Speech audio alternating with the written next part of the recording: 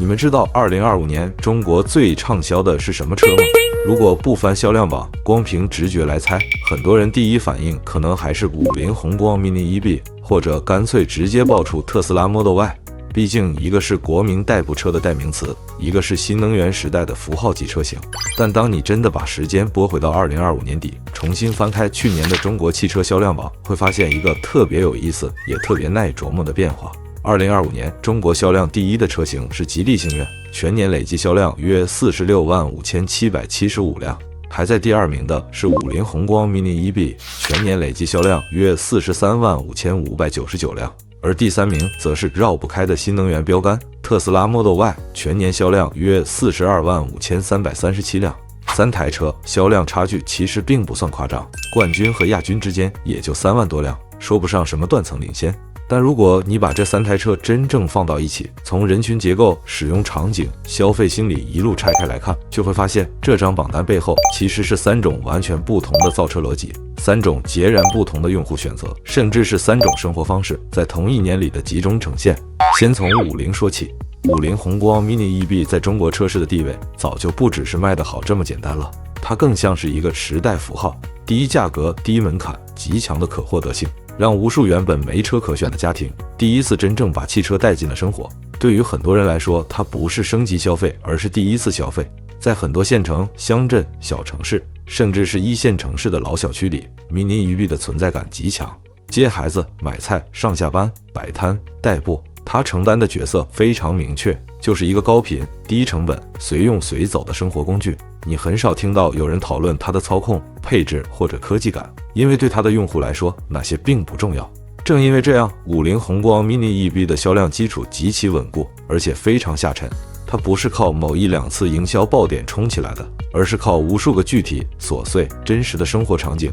一点一点堆出来的。但也恰恰是在2025年，这种极致工具属性开始慢慢触碰天花板，你会发现一个很明显的变化。很多原本会毫不犹豫选择 mini EB 的用户开始犹豫了，不是不认可50，而是他们的生活状态变了，需求开始发生变化。以前一个人代步就够了，现在要不要偶尔带家人？以前只在城里慢慢开，现在要不要跑一小段快速路，甚至高速？以前觉得有车就行，现在会不会开始在意安全性、空间、舒适度、稳定感？当需求从有没有开始转向好不好、久不久，选择自然就会外溢。而星愿正好站在这个外溢区的正中间。星愿并不是要抢50最核心、最极致的那一批用户，而是接住了那群已经不满足于极简代步，但又还没准备好花更多钱的家庭用户。它的价格明显高于 mini EB， 但依然处在大量家庭可承受的区间。它的车身尺寸不算大，但已经是标准意义上的家用车。它的产品逻辑不追求花哨，而是非常务实。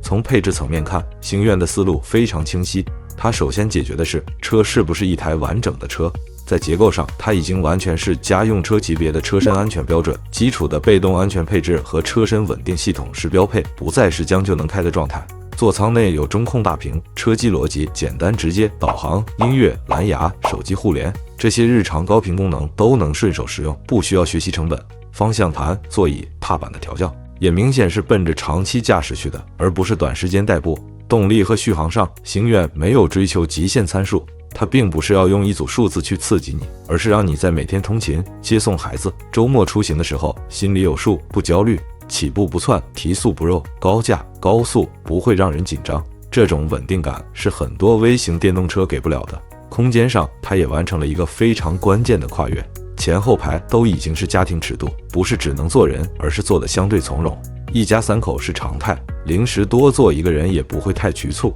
这一点在日常生活中会被不断放大。说白了，星愿解决的不是有没有车，而是这辆车能不能长期用。而这正是2025年中国新能源市场的一个重要转折点。当新能源车刚普及的时候，便宜就是王道，能跑就是胜利。很多人愿意为低门槛买单，也愿意接受一些将就。但当新能源开始成为家庭第2辆车，甚至第1辆车的主流选择之后，消费者的判断逻辑就变了。他们会下意识多问一句：这台车我能不能开5年、7年，甚至10年？在这个问题面前，星愿的优势开始被不断放大。它不是微型车，空间已经覆盖家庭使用；它不是玩具型电动车，行驶稳定性和安全感更接近传统家用车；它也不是只适合低速通勤，城市快速路、高架、高速都在它的舒适区里。这些点单独拿出来看都不算炸裂，但组合在一起就构成了一个刚刚好的答案。再看销量节奏，这一点尤其关键。50红光 mini EB 的销量存在比较明显的阶段性波动，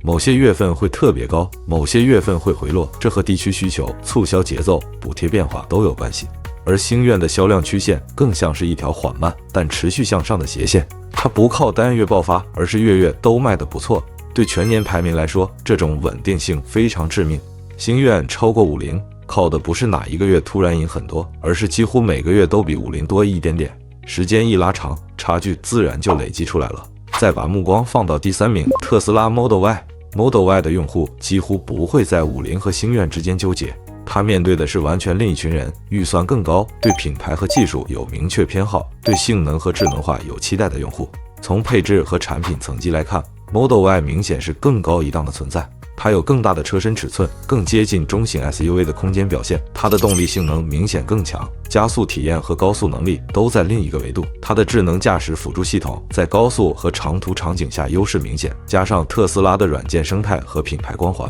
对一部分用户有很强吸引力。但价格也决定了它不可能成为真正意义上的全民选择。这也正是为什么 Model Y 在2025年销量依然很高，但始终处在第3的位置。它更像是中国新能源市场的一个上线选项，而不是普及型答案。于是你会发现，2025年销量前3看起来在同一张榜单上竞争，实际上却是在各自完成各自的任务。50红光 mini EB 把汽车带给了更多原本没车可用的人，吉利星愿把汽车从能用升级成能长期依赖的家庭工具，特斯拉 Model Y 则让一部分用户提前体验到了新能源的高阶形态。所以2025年星愿超过50，本质上并不是一场正面厮杀，而是一种非常典型的替代升级。50解决的是出行的起点问题，星愿解决的是出行的持续性问题， Model Y 解决的是出行品质和技术体验的问题。这3件事本来就不在同一个阶段。如果站在整个中国车市的高度来看，这个结果其实非常健康，